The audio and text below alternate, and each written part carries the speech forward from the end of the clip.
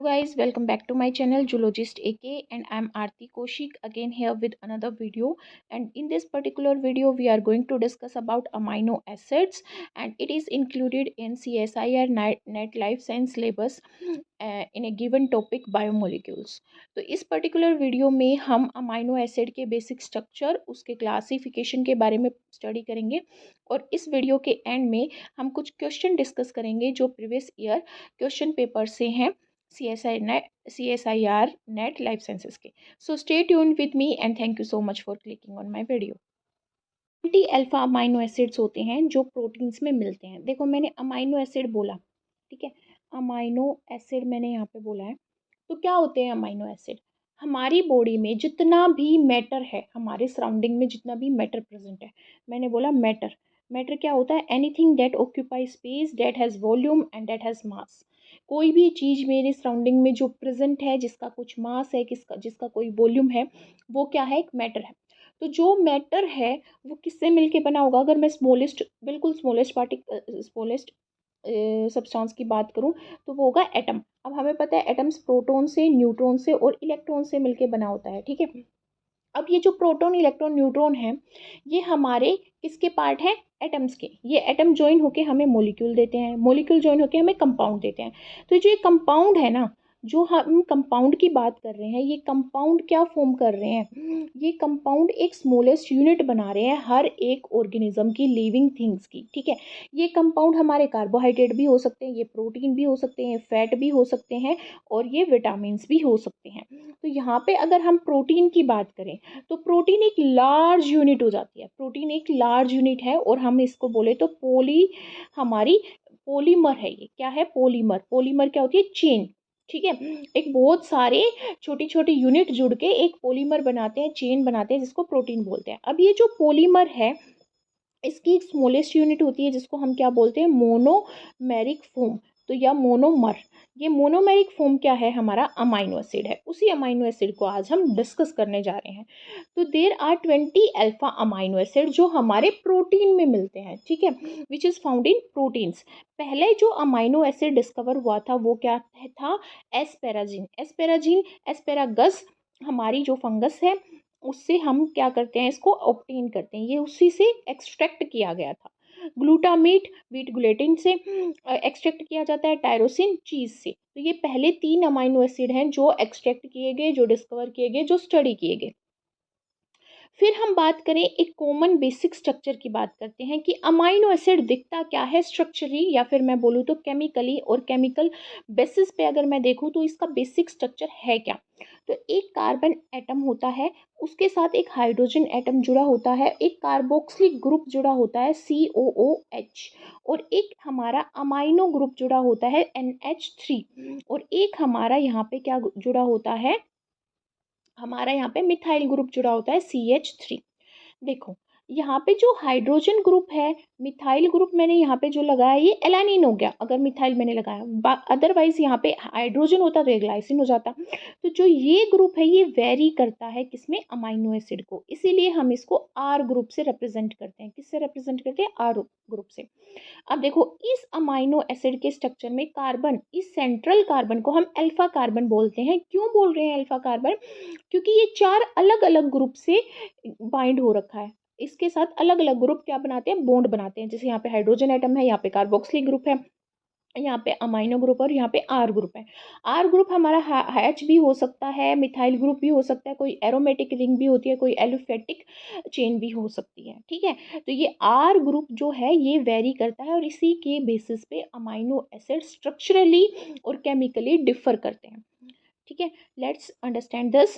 अब जो हमारा ये मैंने बेसिक जो स्ट्रक्चर बोला, अब ये बेसिक स्ट्रक्चर स्टीरियो आइसोमर्स की फॉर्म में मिलता है. स्टीरियो आइसोमर्स का मतलब है कि ये हमारा, हमें ये देखना पड़ेगा कि ये super imposable mirror image form कर रहा है या नहीं कर रहा. सुपर इम्पोजिबल मिरर इमेज का मतलब ये है कि मेरा right hand side left hand side के तरह दिखाई दे. बट ऐसा क्या है हमारा? क्या है ये?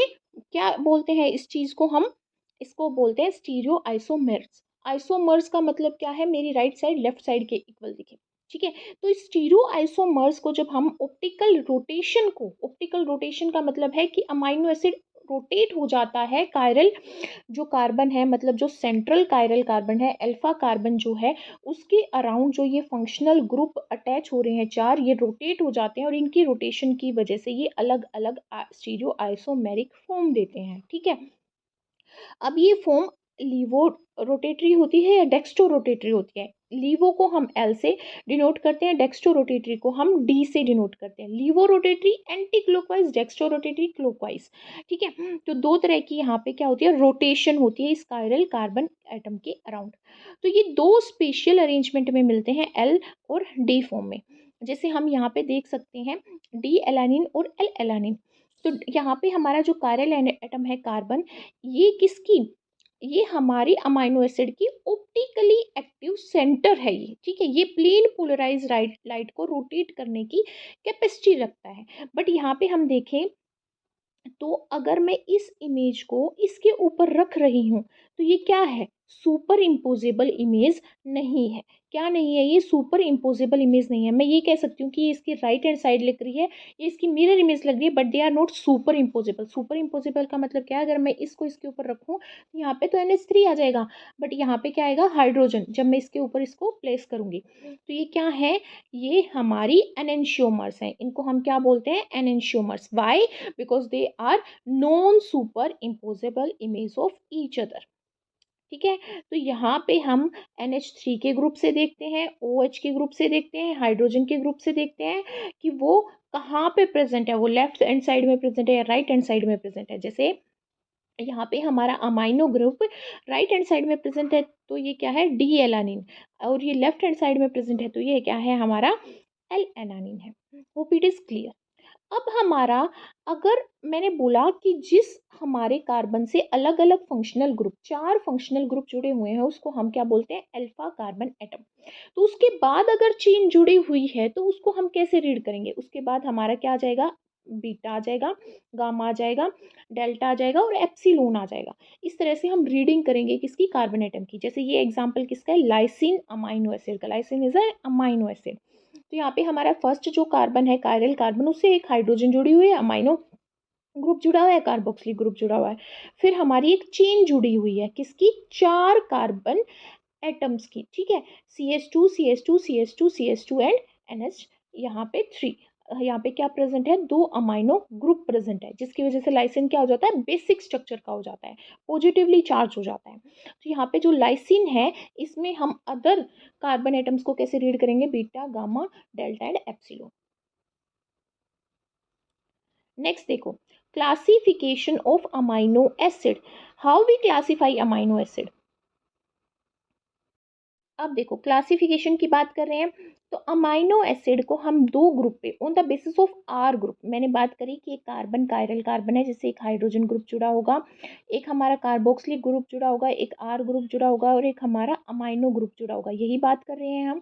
तो ये इस तरह से प्रेजेंट नहीं होता, ये इस तरह से प्रेजेंट होता है कि जहाँ पे कार्बोक्सिलिक ग्रुप होता है उसके अपोजिट में अमाइनो ग्रुप प्रेजेंट होता है, एक साइड में हाइड्रोजन होता है और एक साइड में आर ग्रुप होता है। तो ये आर ग्रुप है, इस आर ग्रुप की केमिकल स्ट्रक्चर, मतलब कैसा इसका केमिकल स्ट्रक्चर है, क्या इसकी प्रॉपर्टी है, इसके बेसिस पे अमाइनो एसिड की प्रॉपर्टी चेंज हो जाती है।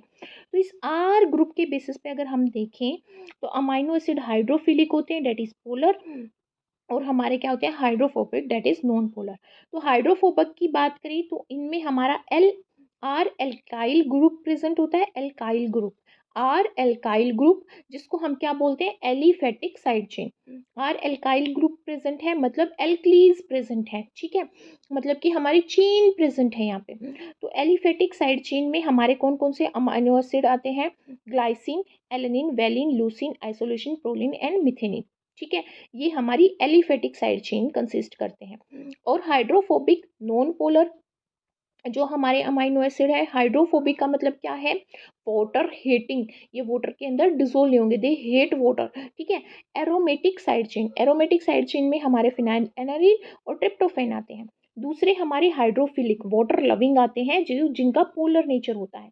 इसमें हमारे 3 टाइप्स होते हैं। फर्स्ट हमारा क्या है, जिसको हम क्या बोल रहे हैं, नेगेटिवली चार्ज्ड जो अमाइनो एसिड है वो है glutamic acid and aspartic acid. Glutamic acid and aspartic acid these are negatively charged and इनको हम क्या बोलते हैं, एसिडिक अमाइनो एसिड भी हम इनको बोलते हैं। फिर पॉजिटिवली चार्ज आ जाते हैं। पॉजिटिवली चार्ज हमारे बेसिक अमाइनो एसिड होते हैं जैसे लाइसिन, आर्जिनिन एंड हिस्टीडीन। ये क्यों होते हैं ऐसे, क्योंकि इनमें हमारा एक अमाइनो ग्रुप एक्स्ट्रा प्रेजेंट होता है। नेगेटिवली चार्ज जो एसिडिक होते हैं उनमें कार्बोक्सिलिक ग्रुप एक एक्स्ट्रा प्रेजेंट होता है। अनचार्ज में हमारा बैलेंस हो जाता है, कार्बोक्सिलिक ग्रुप किसके साथ बैलेंस हो जाता है, अमाइनो ग्रुप के साथ। इसमें एग्जांपल है हमारा किसका, ये अनचार्ज होते हैं और इनको हम न्यूट्रल अमाइनो एसिड भी बोलते हैं जैसे serine, threonine, arginine, glutamine, cysteine and tyrosine. So let's understand them. इसके अलावा हमारे जो अमाइनो एसिड है वो हम क्लासीफाई करते हैं एसेंशियल, नॉन एसेंशियल में। Non essential which are body can synthesise, essential which we our body cannot synthesize। ठीक है, तो नॉन एसेंशियल में हमारे क्या आ गए, हमारे alanine, asparagine, aspartate, glutamate, serine. और कंडीशनली नॉन एसेंशियल में arginine, cysteine, glutamine, lysine, proline and tyrosine. Essential में histidine, isoleucine, leucine, lysine, methionine, phenylalanine, threonine, tryptophan and valine. ये आपको लर्न करना पड़ेगा ये टेबल, क्योंकि इसके बेसिस पे वो क्वेश्चन पूछते हैं कि भाई कौन सा असेंशियल अमाइनो एसिड है, which one is non essential amino acid.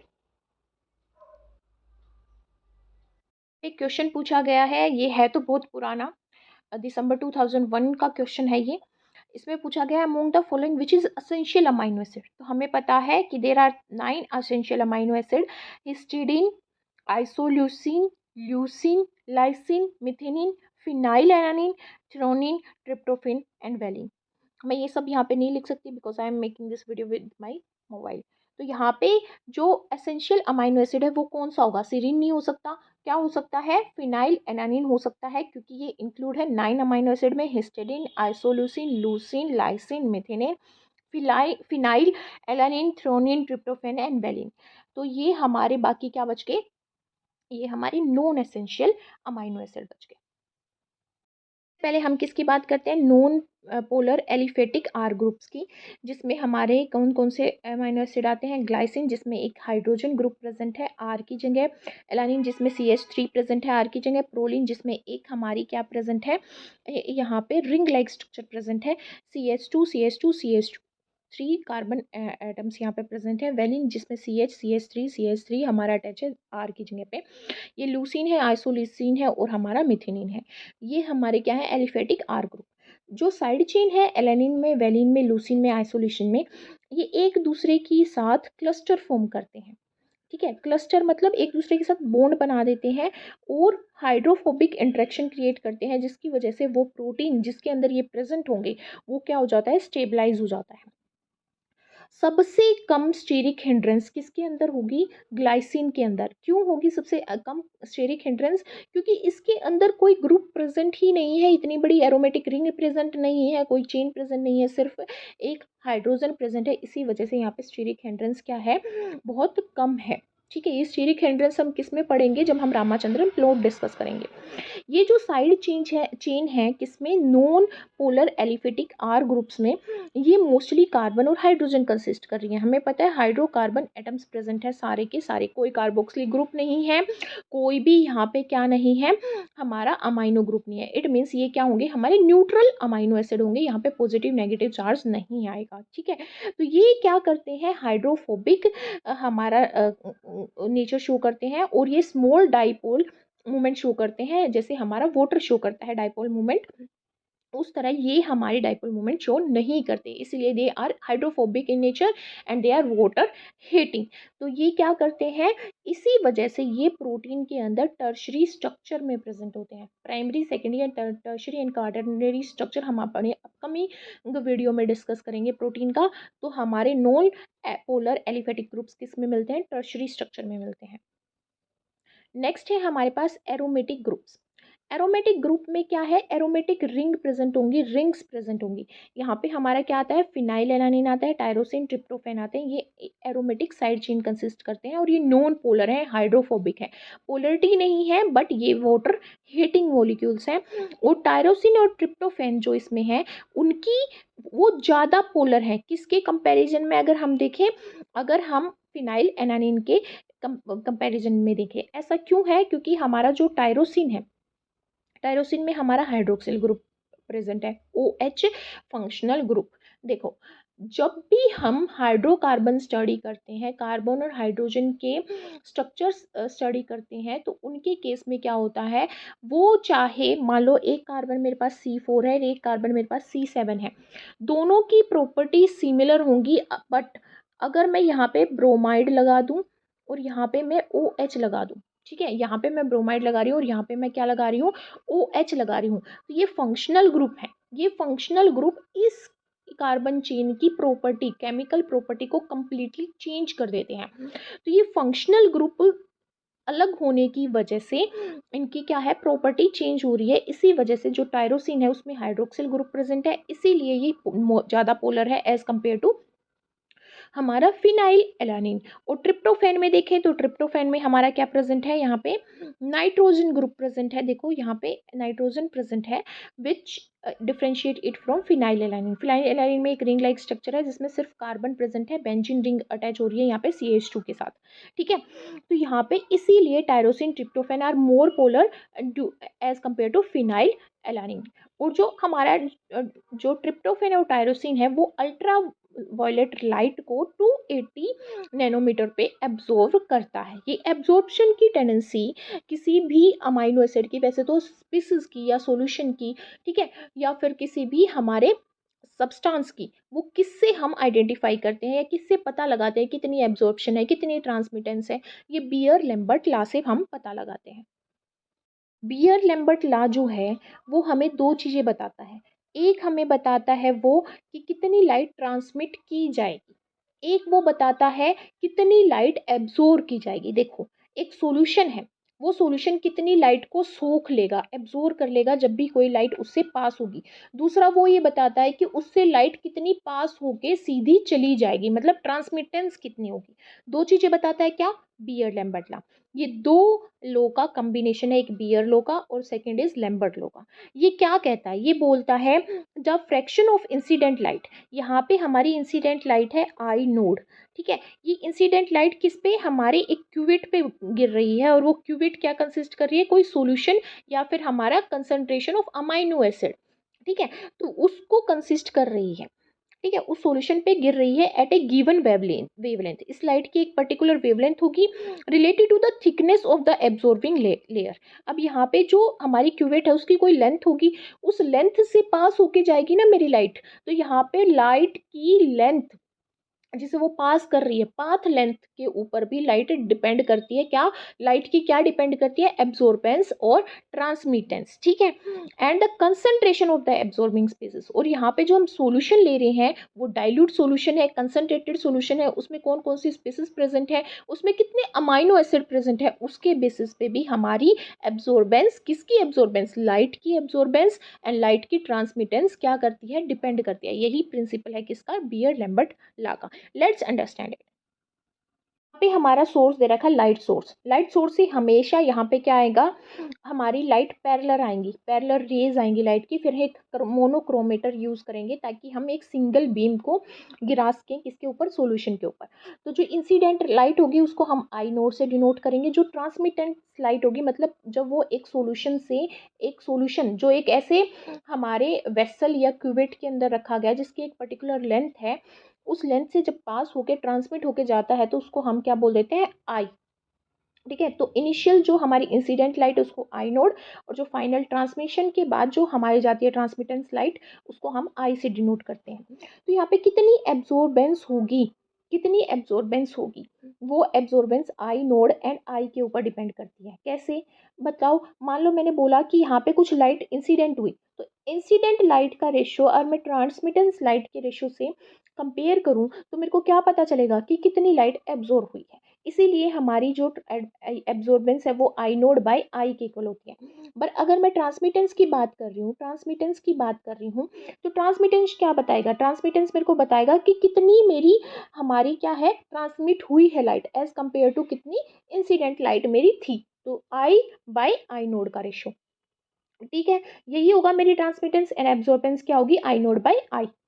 अब देखो मेरे पास दो तरह के सैंपल हो सकते हैं। एक ऐसा सैंपल हो सकता है जो मेरा ट्रांसलूसेंट सैंपल है, अगर एग्जांपल ले तो वाटर का एग्जांपल ले सकते हैं, जो नॉन एब्जॉर्बिंग सैंपल है जिसकी कंसंट्रेशन भी कम है और उसके अंदर कोई मॉलिक्यूल नहीं है, वो ट्रांसलूसेंट है, जो मैक्सिमम लाइट क्या करेगा हमारी ट्रांसमिट करेगा। तो ऐसे केस में, वाटर के केस में, जो नॉन एब्जॉर्बिंग सैंपल है उसके केस में मेरी जो इंसिडेंट लाइट है वो किसके इक्वल आ जाएगी, ट्रांसमिटेंस लाइट के। आई नोड मेरा किसके इक्वल आ जाएगा, आई के।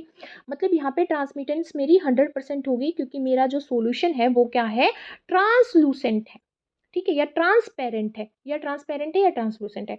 बट अगर मेरा सब्सटेंस क्या है, ओपेक है, एक ऐसा सॉल्यूशन है जिसमें बहुत सारे अमाइनो एसिड प्रेजेंट है, तो उसकी कुछ लाइट को एब्जॉर्ब करने की क्या होगी, कैपेबिलिटी होगी। इस केस में मेरी जो ट्रांसमिटेंस है वो जीरो होगी और एब्जॉर्बेंस जो है इंसिडेंट लाइट की वो क्या होगी, मैक्सिमम होगी। तो यहाँ पे ट्रांसमिटेंस क्या होगी, 0% हो जाएगी, ठीक है। तो इस रिलेशन से हम एब्जॉर्बेंस निकालते हैं और एब्जॉर्बेंस हमारी होती है log 10 equal to I naught by I, log 10 equal to log 10 I naught by I, ठीक है।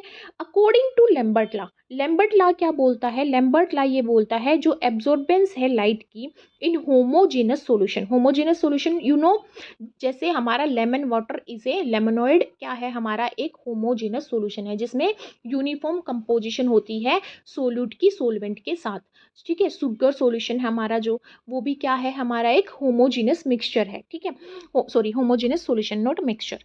वो यहाँ पे जो एब्जॉर्प्शन है किसमें, होमोजेनस सॉल्यूशन में, वो डायरेक्टली प्रोपोर्शनल होती है length of the sample. Directly absorption किसके डायरेक्टली प्रोपोर्शनल है, लेंथ ऑफ द सैंपल। ये कौन बोल रहा है, लेम्बर्ट लॉ बोल रहा है। अगर हमारा सॉल्यूशन होमोजीनस है, अगर उसकी कंपोजिशन यूनिफॉर्म है, तो वहाँ पे एब्जॉर्प्शन डायरेक्टली प्रोपोर्शनल होगी किसके, एल के, सैंपल के लेंथ के, जिससे लाइट क्या हो रही है, पास हो रही है। तो इस डायरेक्टली प्रोपोर्शनल कांस्टेंट को हटाने के लिए हम क्या लगाते हैं, एप्सिलॉन लगाते हैं, तो A equal to E L के इक्वल आ गया, ठीक है, ए इक्वल टू ई एल। और हमें यहाँ पे पता था कि हमारी ए log 10 I note by I के इक्वल है, इट मीन्स ये किसके इक्वल आ गई, हमारी एप्सिलॉन एल के इक्वल आ गया। अब यहाँ पे जो एप्सिलॉन है वो है मोलर एक्सटिंक्शन कोफिशिएंट और एल क्या है, पाथ लेंथ, जिस कुवेट से हमारी लेंथ जो लाइट है वो पास हो रही है उसकी लेंथ, यहाँ पे क्या है, एल। अब मैंने बोला था कि जो बियर लैम्बर्ट लॉ है वो दो लॉ का कॉम्बिनेशन है। तो बियर हमें क्या बोलता है, बियर्स लॉ हमें बोलता है absorption of light in sample और सॉल्यूशन। लाइट की एब्जॉर्प्शन किसी भी सैंपल में या सॉल्यूशन में डायरेक्टली प्रोपोर्शनल होती है कंसंट्रेशन के। मतलब यहाँ पे ए हमारी डायरेक्टली प्रोपोर्शनल होगी सी की, ठीक है, ए हमारी डायरेक्टली प्रोपोर्शनल होगी सी के, पर हमें पता है ए इक्वल टू log 10 और यहाँ पे क्या होगा हमारा, यहाँ पे होगा हमारा आई नोड बाई आई। तो ये किसके डायरेक्टली प्रोपोर्शनल आ गया, सी के। अब डायरेक्टली प्रोपोर्शनल को हम हटाने के लिए हम एप्सिलॉन लगा देंगे, तो E equal to E C. First equation में A equal to E L, तो दोनों को कंबाइन करेंगे तो A equal to E C L के इक्वल आ गया। अब यहाँ पे ये किसके इक्वल आ गया, log 10 I naught by I. तो मैं फाइनली क्या बोल सकती हूँ कि मेरा A equal to log 10 I naught by I equal to epsilon, sorry, ये हमारा क्या है, कॉन्स्टेंटली प्रोपोर्शनल, और यहाँ पे सी और एल, सी क्या है, कंसंट्रेशन ऑफ द सॉल्यूशन, और हमारा जो भी यहाँ पे हम लेंगे सब्सटेंस, ठीक है, और एल क्या है, पाथ लेंथ। तो ये हमें कौन बताता है, बियर्ड लैम्बर्ट लॉ बताता है। हमने ऐसा क्यों पढ़ा, बियर लैम्बर्ट लॉ को क्यों पढ़ा, क्योंकि हम यहाँ पे डिस्कस कर रहे थे कि टायरोसिन और ट्रिप्टोफैन एब्जॉर्ब करते हैं अल्ट्रा वायलेट लाइट को 280 वेवलेंथ पे। तो ये हमें पता कैसे चला, हमें वो बियर लैम्बर्ट लॉ से पता चला कि कौन सा अमाइनो एसिड कितनी एब्जॉर्बेंस शो करेगा, कितनी वेवलेंथ पे शो करेगा, कितनी लेंथ पे शो करेगा, किसकी, वेवलेंथ की, ठीक है। So let discuss some question based on this. पहले हमारा सबसे इजी क्वेश्चन है, वेरी डायरेक्ट क्वेश्चन है। हमने बात करी है non polar aliphatic R groups की। जो नॉन पोलर होते हैं, हाइड्रोफोबिक होते हैं, वाटर हीटिंग होते हैं। इसने बोला प्रोलीन क्या है। प्रोलीन के अंदर क्या प्रेजेंट होती है, हमारी अमाइनो एसिड प्रेजेंट होते हैं, अल्फा हेलिक्स प्रेजेंट होते हैं, एक रेयर अमाइनो एसिड या ऑप्टिकली इनएक्टिव। हमारा प्रोलीन ऑप्टिकली एक्टिव होगा। सिर्फ और सिर्फ ग्लाइसिन एक ऐसा है जो ऑप्टिकली इनएक्टिव होता है। उसका रीज़न क्या है कि उसमें हमारा आर ग्रुप की जगह पे क्या प्रेजेंट होता है। ऐसे हमारा अमाइनो एसिड का स्ट्रक्चर होता है COH, यहाँ पे क्या होता है NH3, और यहाँ पे क्या होता है हमारा H। तो यहाँ पे आर ग्रुप की जगह वहाँ पे क्या होता है, हाइड्रोजन। बट अगर मैं यहाँ पे किसकी बात करूँ, अगर मैं यहाँ पे बात करूँ प्रोलीन की, ठीक है, अगर मैं यहाँ पे प्रोलीन की बात कर रही हूँ तो यहाँ पे कार्बन के साथ NH2 पॉजिटिव, और फिर यहाँ पे CH2, फिर यहाँ पे आता है CH2, फिर यहाँ पे आता है CH2, और फिर वो कार्बन से अटैच होता है।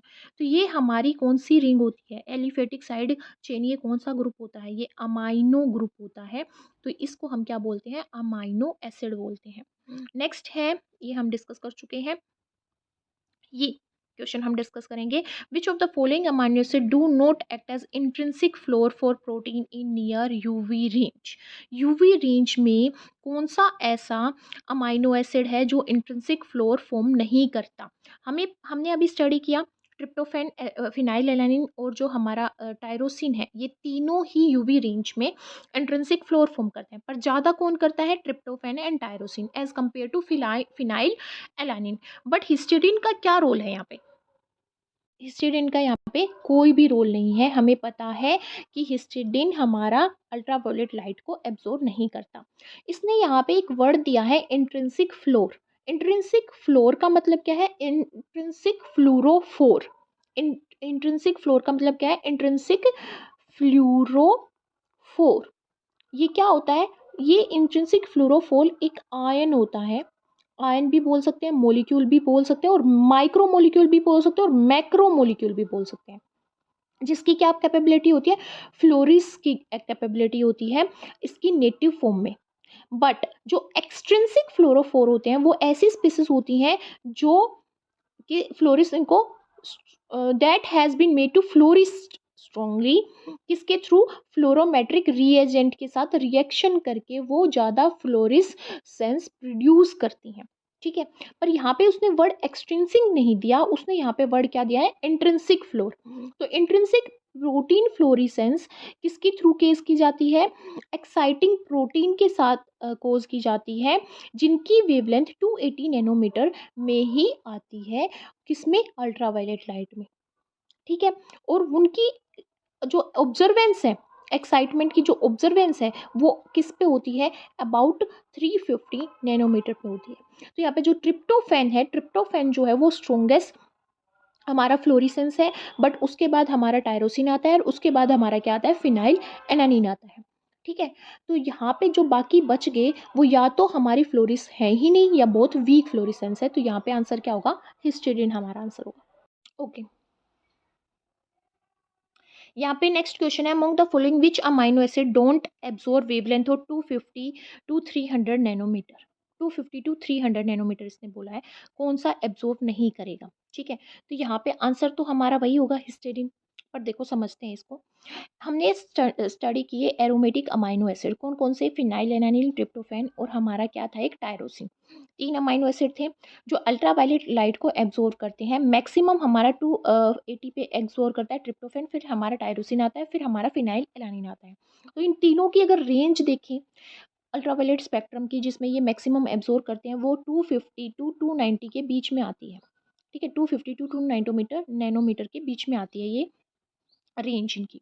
बट अगर मैं यहाँ पे, अब हिस्टीडीन का केस तो हमने समझ लिया।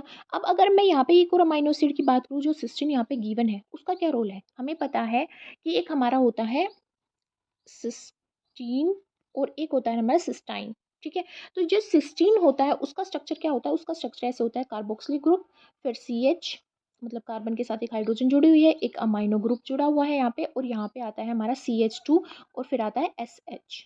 ठीक है, ये हमारा क्या है, सिस्टीन है। अब इस सिस्टीन के साथ जो यहाँ पे हमारा SH ग्रुप प्रेजेंट है, ये दो सिस्टीन ग्रुप जब एक साथ जुड़ जाते हैं, यहाँ पे हाइड्रोजन है, यहाँ पे अमाइनो ग्रुप है। ठीक है। यहाँ पे CH2 है, यहाँ पे जो ये SH प्रेजेंट है, SH ये रिड्यूस्ड फॉर्म में प्रेजेंट है, क्योंकि हाइड्रोजन क्या करती है, रिड्यूसिंग एजेंट है। हाइड्रोजन प्रेजेंट है मतलब रिड्यूस फॉर्म में प्रेजेंट है, ये हाइड्रोजन रिमूव हो जाएगी, ये भी हाइड्रोजन रिमूव हो जाएगी और ये सल्फर सल्फर बॉन्ड फॉर्म कर देंगे। मतलब दो सिस्टीन एक सिस्टाइन की फॉर्मेशन करता है, और जो ये सिस्टाइन जो है यहाँ पे बन रहा है वो डाइसल्फाइड बॉन्ड कंसिस्ट करता है। तो ये जो डाइसल्फाइड बॉन्ड है, सल्फर सल्फर जो बॉन्ड फॉर्म कर रही है, ये क्रोमोफोर नेचर क्रिएट करता है, किसका, सिस्टाइन का। ठीक है।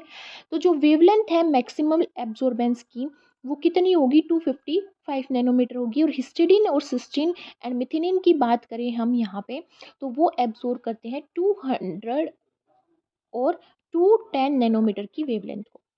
और अगर मैं इनकी बात करूं, ट्रिप्टोफैन और टायरोसिन की, तो मैंने क्या बोला कि ये मैक्सिमम एब्जॉर्बेंस 225 नैनोमीटर पे शो करते हैं, बट ट्रिप्टोफैन 280 नैनोमीटर पे शो करता है। ठीक है। बट अगर मैं हिस्टिडीन की बात करूँ, सिस्टीन की बात करूँ, मिथिनिन की बात करूँ, तो वो 200 टू 210 नैनोमीटर पे क्या शो करता है, मैक्सिमम एब्जॉर्बेंस शो करता है। ये क्या बोल रहा है, maximum absorbance of UV light at wavelength 280 nanometre. हमें पता है 280 नैनोमीटर पर ट्रिप्टोफैन वेव हमारी मैक्सिमम एब्जॉर्बेंस शो करता है। इसने बोला वो किस रीजन से हो रही है। ठीक है। तो हमें पता है वो क्या है, एरोमेटिक अमाइनो एसिड है। पेप्टाइड बॉन्ड हमारा नहीं होगा, क्योंकि पेप्टाइड बॉन्ड हमारा पॉलीपेप्टाइड चेन में फॉर्म होता है, प्रोटीन में फॉर्म होता है, अमाइनो एसिड में नहीं होता। ठीक है। एलिफेटिक अमाइनो एसिड में ल्यूसीन आ गया हमारा, ठीक है, ग्लाइसिन आ गया, ये अलग अमाइनो एसिड है, चेन वाले हैं, और ये हमारा यहाँ पे एरोमेटिक नहीं होगा। और दोनों हो नहीं सकते एरोमेटिक और एलिफेटिक, क्योंकि हमें पता है एरोमेटिक में फिनाइलएनालिन, टायरोसिन और ट्रिप्टोफैन ही आते हैं, जो हमारी इस रेंज में अल्ट्रावायलेट लाइट को एब्जॉर्ब करते हैं। तो यहाँ पे क्या होगा, एरोमेटिक अमाइनो एसिड।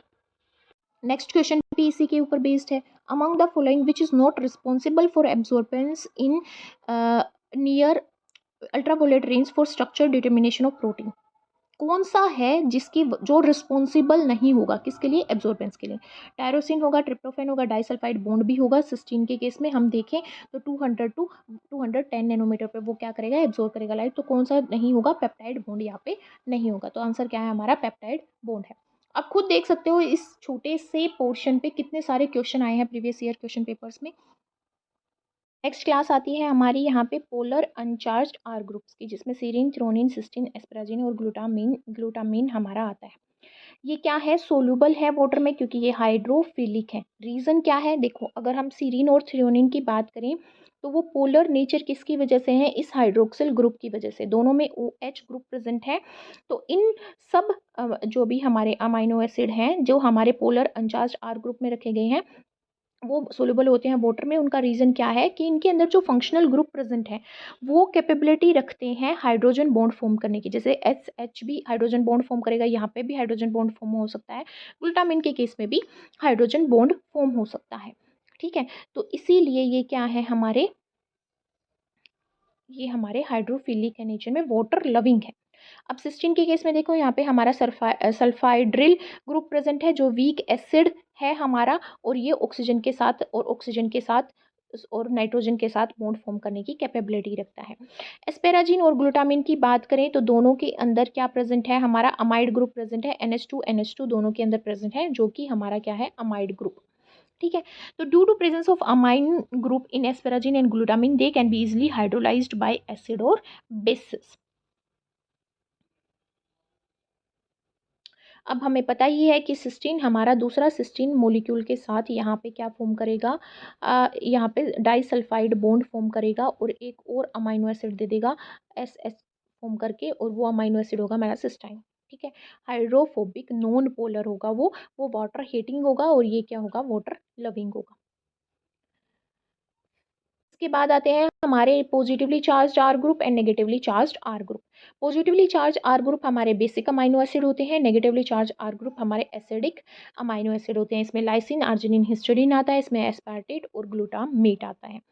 उसके बाद आता है क्लास कुछ अनकॉमन अमाइनो एसिड की, जिसमें हम देख सकते हैं 4 हाइड्रोक्सिल हमारा होता है, 4 हाइड्रोक्सी प्रोलिन, 4 हाइड्रोक्सी प्रोलिन होता है, जो डेरिवेटिव होता है प्रोटीन का।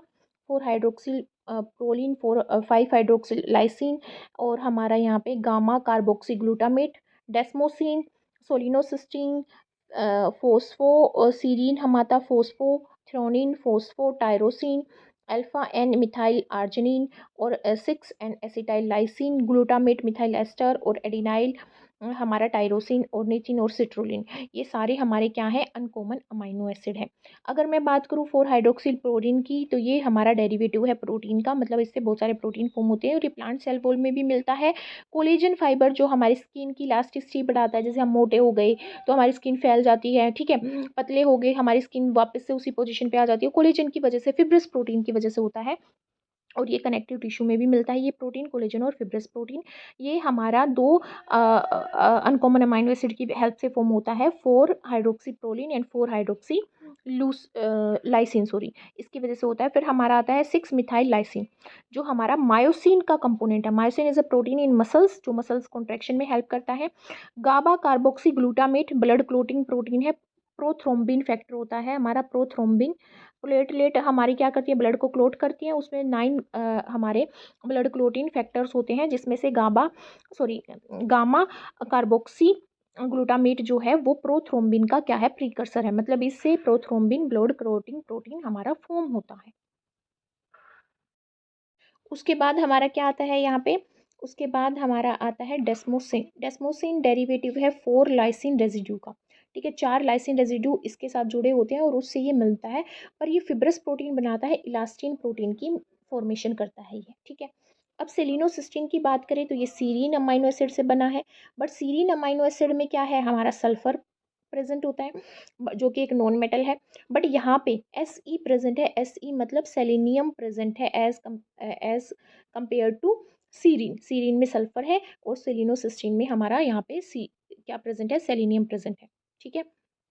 अब यहाँ पे हम देख सकते हैं कि फिर उसके बाद हमारा यहाँ पे आता है ओर्निथिन एंड सिट्रुलिन। ओर्निथिन एंड सिट्रुलिन आता है, दोनों ही हमारे जो अमाइनो एसिड हैं वो क्या करते हैं, वो इंटरमीडिएट मेटाबोलाइट है। मतलब जब मेटाबॉलिज्म होता है हमारी बॉडी में, मेटाबॉलिज्म का मतलब ये है कि प्रोटीन है, कार्बोहाइड्रेट है, ठीक है, ये सारी चीज़ें डाइजेस्ट होके हमारी बॉडी उनसे दोबारा कुछ फॉर्म कर रही है, जैसे मायोसिन बना रही है या फिर इलास्टिन बना रही है, कोलेजन बना रही है, ये क्या है, हमारा एनाबॉलिक प्रोसेस।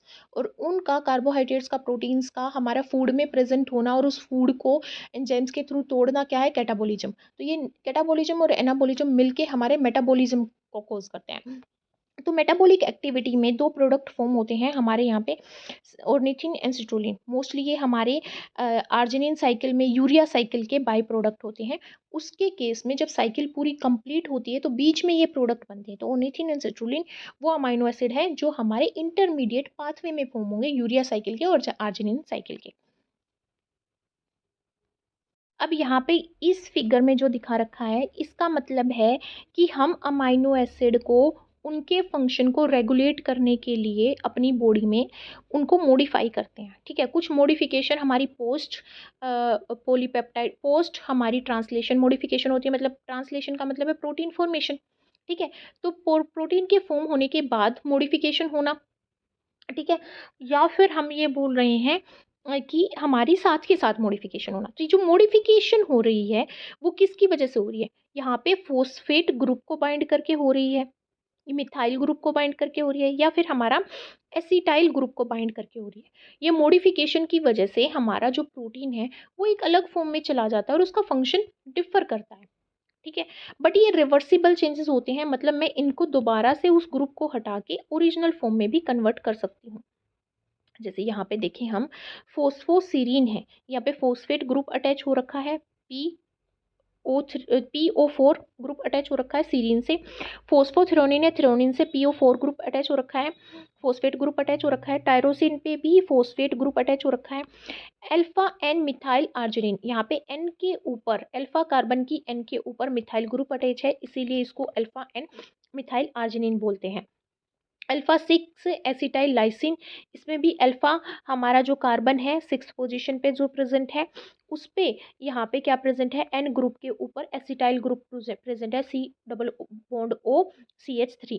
अब ग्लूटामेट पे देखिए, ग्लूटामेट पे भी यहाँ पे क्या है, कार्बोक्सिलिक ग्रुप पे मिथाइल ग्रुप प्रेजेंट है, इसलिए glutamate methyl ester, ester group यहाँ पे कार्बोक्सिलिक ग्रुप के लिए लिखा गया है, मिथाइल मिथाइल ग्रुप अटैच है एस्टर पे, इसीलिए इसको मिथाइल एस्टर लिखा गया है।